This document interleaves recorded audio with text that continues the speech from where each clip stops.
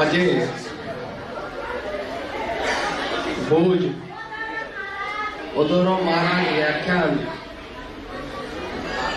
મહિલા મંડળ આયોજિત એક સરસ મજાના કાર્યક્રમમાં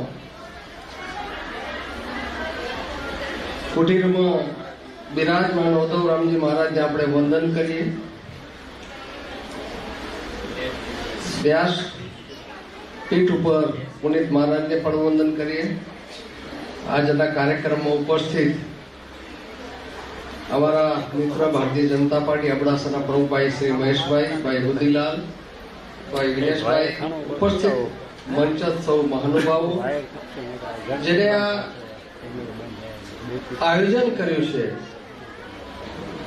મહિલા મંડળે, એની આખી ટીમ, પ્રમુખ, ઉપપ્રમુખ, ટ્રસ્ટીઓ, હોદ્દેદારો, ઉપસ્થિત આપ સૌ ભાઈઓ અને બહેનો,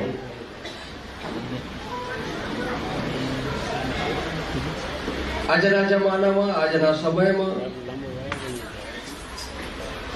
માત્ર સનાતન સમાજને, સનાતન ધર્મને સમાજવા માટે, ટકાવવા માટે જો આવા કાર્યક્રમ થતા હોય તો એ આવકારદાયક છે, જરૂરી પણ છે. જે રીતે વર્તમાન સ્થિતિ છે, આવું કોઈને આપણા પૂર્વજો, આપણા ઇતિહાસો સમજવાનું, સાંભળવાનું, એને વાગોળવાનું કોઈને યાદ પણ નથી આવતું. જે રીતે વર્તમાન સ્થિતિ દિન પ્રતિદિન સનાતન ધર્મ ઉપર વિધર્મીઓનો કે અન્ય કોઈ પણ હોય, જે રીતે અનેક પ્રકારના હુમલાઓ, અનેક પ્રકારની દબાવ વધી રહ્યો છે, ત્યારે આપણે પોતે મનથી જાગૃત નથી, માત્ર વાતો જો કરશું તો કોઈ અર્થ નથી. આપણે હંમેશા, માણસનો સ્વભાવ છે, સારું થયું તો મેં કર્યું, ખરાબ કર્યું તો કોઈ કે કર્યું, આવું આપણો સ્વભાવ છે. જસ લેવો તો એ પહેલો થાય, કદાચ ક્યાંક ભૂલ થયું તો કોઈકના ખભે નાખવા માટે તૈયારી હોય. પણ જ્યારે તમે મોટા થતા હો, તમે આગેવાન થતા હો, તમે કંઈક જવાબદારીનું સારું કામ કરતા હો તો સારું પણ થાય છે ને ક્યાંક ભૂલ પણ થાય છે. સારું થાય તો મેં કર્યું છે કેવું જોઈએ, ને ભૂલ થઈ હોય તો મારાથી થઈ છે, આવી નૈતિકતા કેટલા લોકોને છે. જ્યારે સનાતન સમાજ વર્ષોથી આ દેશની, આ દુનિયાની ઉત્પત્તિથી ત્યારે પરંપરા ઋષિ મુનિઓથી ચાલી આવે છે. આપણે ચોક્કસ સજાગ રહેવું જોઈએ, પણ એટલા બધા કંગાળ ન થઈ જઈએ આપણે કે આપણે શું થશે, આ બધા વિધર્મીઓ શું કરશે, આપણા હિન્દુ સનાતન ધર્મનું શું થશે. ક્યારે પણ તમે નાસી પાસ થશે. કારણ કે આ દેશ ઉપર મોગલોએ હજારો વર્ષ શાસન કર્યું, અંગ્રેજોએ શાસન કર્યું, પણ એ સનાતન હિન્દુ સંસ્કૃતિને નહીં મીટ્યા વિશે કહેતો હવે તો છે શું એને કારણે. આપણે પોતે આપણી માનસિકતા, નર્વસતા, નબળાઈ સ્વીકારીને જાણે થઈ કે જોજો જોજો આવું નથી, મને બહુ ગમતું પણ નથી. યુટ્યુબ વિડીયો પર આવે ખરાબ ચિત્ર, એક જણ બતાવે ને હિન્દુ જાગો ને આમ થશે આમ થશે, તમે તમારી નબળાઈ છતી કરો છો, આવું મારું માનવું છું. બાકી એક ક્યાંક થતું હોય, આખા દેશ અને દુનિયામાં ફરતું હોય, અને આપણું માણસ દિન પ્રતિદિન આવા ચિત્રો જોઈને આપણે પણ ભયભીત થાય કે આવું થશે, આવું થશે, આવું થશે. હંમેશા માણસ મજબૂત છે તો માનસિકથી મજબૂત છે. ગમે એટલો તગડો માણસ હોય, ગમે એટલો મજબૂત માણસ હોય, પણ એના ઈમાનદારી, એની નિષ્ઠા, એની માનસિકતા જો મજબૂત ન હોય તો એ મજબૂત નથી. નબળો માણસ હશે, એની માનસિકતા મજબૂત હશે, એનો નિર્ણય મજબૂત હશે. સરદાર વલ્લભભાઈ કહેતા કે હંમેશા તમે જે પરિસ્થિતિ તમારું કાળજું સિંહ અને વાઘનું રાખો. કોઈ પણ નિર્ણય લ્યો, સાચો લ્યો. કોઈકને ગમે કે ન ગમે, કોઈને રાજી રાખવા માટે તમારો નિર્ણય બદલાવો નહીં. તમારો નિર્ણય સાચો હોય તો વિના સંકોચે હિંમતથી નિર્ણય અમલમાં મૂકો. આવા જ્યારે દેશના આજ દી સુધી કેટલાક વીર સપૂતો આ દેશ માટે ખપી ગયા છે, એટલે દેશ કરતા આપણી માનસિકતા કેવી છે હું ફરીને અભિનંદન આપીશ મહિલા મંડળને, જે રીતે મેં જોયું. કારણ કે કોઈ પણ કાર્યક્રમ થતો હોય ત્યારે એક પ્રકારની વેટ થતી હોય કે કાર્યક્રમ કરો છો, કોઈ કહેતું બીજા જોડાણ, પણ જે એનો ઉત્સાહ છે, જે એનો આત્મા એને ઓધવરામ જોડે સત્સંગ જોડે જોડ્યો છે, આવા કાર્યક્રમો આજના સમયમાં બહુ ભાગ્યે જ જોવા મળતા હોય. અને જે સમાજ પોતાની સંસ્કૃતિ, પોતાના પૂર્વજો, પોતાના સનાતન ધર્મના સંસ્કારો જે ભૂલ્યા છે, એ સમાજ અધોગતિને પામ્યો છે. ભાનુશાલી સમાજનો ઇતિહાસ રહ્યો છે. આ દેશમાં અનેક સમાજોનું ધર્માંતર થયું મોગલોના શાસનમાં, પણ ભાનુશાલીનું સમાજનું એક પણ ધર્માંતર નથી. એ એક મોટો ઇતિહાસ છે. આપણા સમયમાં પણ પોતાનો સમાજ, પોતાનો સનાતન સમાજ, પોતાનો હિન્દુ સમાજને એક અડગ રહીને સમજ્યો છે, પાળ્યો છે, અને હિંમતથી કદાચ તકલીફ તો પડી હશે પણ એ બચ્યો છે. એ ભાનુશાલી સમાજ છે. ઓધવરામ બાપાએ જ્યારે આ દેશમાં, આ દુનિયામાં, આ સમાજમાં જ્યારે અંધકાર બને છે, જ્યારે લોકોને કઈ સૂઝતું નથી, લોકો દ્વિધામાં છે, ત્યારે કુદરત કોઈ પણ એક સૂરવીર, કોઈ પણ એક સંત એ આ પૃથ્વી ઉપર મૂકે છે અને લોકોને આસ્વાદ કરે છે, લોકોને દિશા આપે છે, લોકોને સાચો માર્ગ બતાવે છે. એવા જ્યારે સમાજ, ભાનુશાલી સમાજ હોય, અન્ય સમાજ હોય, બાપા ઓધવરામ બાપે જે તે વખતે રાહ જીત્યો છે કે તમે અશાંત, નર્વસ નહીં થાવ. સનાતન સમાજની જ્યોત જળતી રહે. સનાતન સમાજ જ આપણો ધર્મ છે. આપણે એને પકડીને આગળ વધીએ. સનાતન કોને કહેવાય?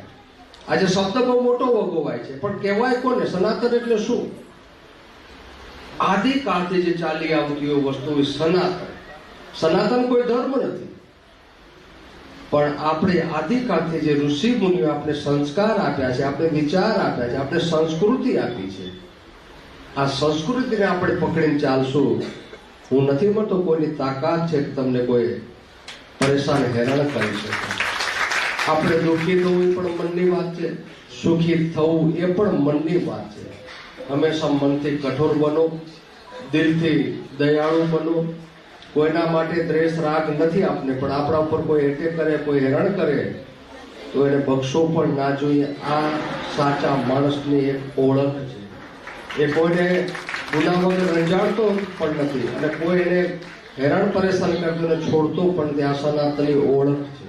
એટલે આપણે પોતે આપણી સનાતન ધર્મને, વારસામાં મળેલા સંસ્કારો, વારસામાં મળેલા આપણે જે ધર્મ ક્રિયાઓ એ આપણે અપનાવી, કોઈની ફિકર કર્યા વગર શું થશે કાંઈ નથી થવાનું. માણસ હંમેશા જ્યારે આફત આવે ને, એ આવનારીઓ ત્યારે આવશે એના ફફડાટમાં જ માણસ મરી જાય છે.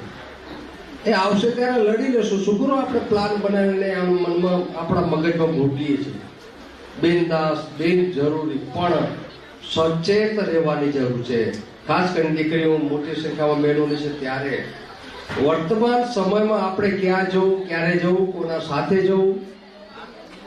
આજે જે રીતે બહેનો કહેવાય છે કે અમે પુરુષના સમોડિયા થવું છે, અમને પુરુષના સમોડ, પૂરું ભગવાને જે વ્યવસ્થા કરી છે, પુરુષ છે, સ્ત્રી છે, સ્ત્રી છે, પણ તમે એટલું નક્કી કરો પુરુષના સમોડિયા શું કરવા. હું સ્ત્રી છું, હું સ્ત્રીનું મહાન પાત્ર, મહાન જગ્યા લઉં, મારી જે જવાબદારી છે એ નિભાવું, એ મોટું કામ છે. કોઈને સમોડિયા, કોઈની હરીફાઈ આપણે કરવી નથી. કુદરતે જ્યાં આપ્યું છે, જે કર્મ આપ્યું છે, જે જવાબદારી આપી છે, એ જવાબદારી નિભાવીને આગળ વધારે. કોઈની આપણે જે પ્રકૃતિ છે, કુદરતે પ્રકૃતિ પણ એ જ રીતે આપી છે.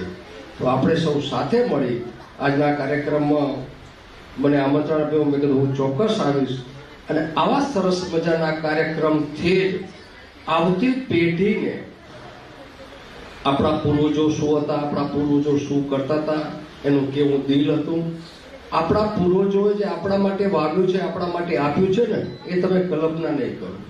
આજની સ્થિતિ તો બધા અહીંયા બેઠા છો, કોઈ તંગીની વ્યવસ્થા કે તંગી છે જ નહીં. આજથી 25-30 વર્ષ પહેલા તમે જોશો તો કોઈના કને બહુ બીજે દિવસે શું જમશું એ પણ એક પીડા હતી. ત્યારે પણ લોકો ઉદાર હતા, ત્યારે પણ લોકો આપતા હતા, અને એ આપેલું એ બહારથી મેલા હતા. આપણે જો કે 5-6 દિન હતા, કપડાં કદાચ રોજ નહીં બદલતા, પણ એ અંદરથી ઉજળા હતા. આપણે અત્યારે રોજ બહારેથી નાઈ ધોઈ કપડાં સારા પહેરી અને ફરવા નીકળે છે, પણ આપણું દિલ કેટલું ચોખ્ખું છે? તમારા આત્માને પૂછો, તમારા આત્મા ક્યાં છે? એટલે તમે ફેશન આ બધી છે, દેખાવ છે, એ બધું ટેમ્પરરી છે, પણ અંદરથી ઉજળા બનો, અંદરથી હિંમતવાન બનો અને અંદરથી દયાળુ બનો. અને આ સંસ્કૃતિ છે, વાતોથી નહીં ટકે. તમે તમારા જીવનમાં એને અમલમાં મૂકશો, તમારા જીવનમાં જીવવા માટે એનું અનુકરણ કરશો, તો જ આ સંસ્કૃતિ ટકે. મારા અનુભવ મુજબ જે માણસો કે છે એ કરતા નથી ને કરે છે એ કહેતા નથી. આ સમજી લેજો તમે. જે બહુ વાગતા હોય એ માણસ કાંઈ કરતા નથી. એ માત્ર પ્રચાર, પોતાને મોટું થવા, પોતાને આ વાહ કરવા માટે જ કરે છે. અને કેટલાક એવા લોકો છે જે કરે છે, જે અનુભવ, એ સંસ્કૃતિ, સંસ્કાર, સનાતન માટે કરે છે. બહુ પ્રચાર પણ નથી. મારે શું, એ મારો કર્મ છે, મારો ધર્મ છે, મારી ફરજ છે. એ મારે કંઈ પ્રચાર પ્રસાર કરવાનો ના હોય. એ મારું કર્મ છે, કરે રાખે. ત્યારે બે પ્રકારની આ દુનિયામાં, જેમ કહેતું કે પચરંગી આ દુનિયા આટલી બધી સમજવી અઘરી છે, અને એમાંથી રસ્તો કાઢો. કલયુગ છે, કલયુગમાં સંગઠન એ જ શક્તિ. એટલે તમારી જેટલી સંગઠિત હશે, તમે જેટલા જોડાયેલા હશો, એટલી તમારી શક્તિ, એટલી તમારી તાકાત વધશે. કલયુગમાં મોટી શક્તિ, પહેલા યુગ 4 બન્યા. એક યુગ એવો હતો કે તમે યજ્ઞનો હજારો વર્ષ સુધી યજ્ઞ કરો ત્યારે નાનું ફળ મળતું. આજે ભગવાનની ક્રમશ પરિસ્થિતિ પ્રમાણે બહુ બધી મહેનત કરવાની છે. તમે ખાલી નીતિમત્તા અને ઈમાનદારથી જીવો તો તમને ફળ પ્રાપ્ત મળે. કાંઈ કરવાની જરૂર નથી. કલયુગમાં બહુ સહેલું કરી દીધું છે. ત્યારે આજના કાર્યક્રમમાં મહિલા મંડળે, બીનાબેન ક્યાં છે? મને આમંત્રણ અપાવ્યા કરે. મેં કીધું હું ચોક્કસ આવીશ. તમે આવું સરસ મજાનો કાર્યક્રમ કરો છો તો મારી પણ ફરજ બને છે કે તમને હું બીજું નહીં આપું, પણ હું આપી 2 શબ્દ કહી અને તમને મજબૂત કરું. અને હું ખૂબ આખી મહિલા મંડળને ધન્યવાદ આપું છું. અને મારા જેવું ક્યારે પણ કામ હોય, સાર્વજનિક મહિલા મંડળ માટે અન્ય કામ હોય, વિના સંકોચે મને તમારો જળ ગણી અને કહેજો. અને વધોન બાપા જે રીતે વાઢાઈમાં અને દેશલ પર મારું ગામ છે બાજુમાં જ, મારું ગામ, અમે વાઢાઈ તળાવ જે તે વખતે વાડી હતી, અનેક વખત એ તળાવમાંથી અમે માટી પણ ઉપાડી છે ખેતરમાં નાખવા માટે. અને ઓધોરો આપે જે તે વખતે એક સમાજને જે ભટકતા હતા, કાંઈ હોજતું નહોતું, ત્યારે જેને રાહત ચીંધ્યો છે એને આપણે કોટી કોટી વંદન કરી અને મારી વાતને પૂરી કરું છું. ફરીને મહિલા મંડળને હું પણ ધન્યવાદ આપજો. આવા કાર્યક્રમો કરશો તો જ આવતી પેઢીને કાંઈક ખબર પડશે. દેખાવો ઓછો, વાસ્તવિકતા જાજી.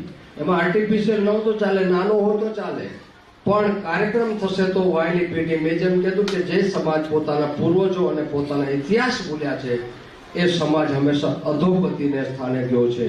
આપણે અધોગતિ ન જઈએ. આપણે જે વર્ષોમાં વડીલોએ સંસ્કાર આપ્યા છે, સંસ્કારના રાહ ઉપર ચાલી, એવી શુભકામના સાથે દિવાળી હમણાં જ ગઈ. નવા વર્ષના બધા પ્રથમ વખત સમાજને, બહેનોને મળવાનું છે. દિવાળીના બધાને રામ રામ. આવતા દિવસો તમારી શારીરિક તંદુરસ્તી, માનસિક શાંતિ જળવાઈ રહે અને આવા સરસ મજાના કાર્યક્રમો કરતા રહો, એવી શુભકામના સાથે મારી વાતને પૂરી કરું છું. ધન્યવાદ. ભારત માતા કી જય.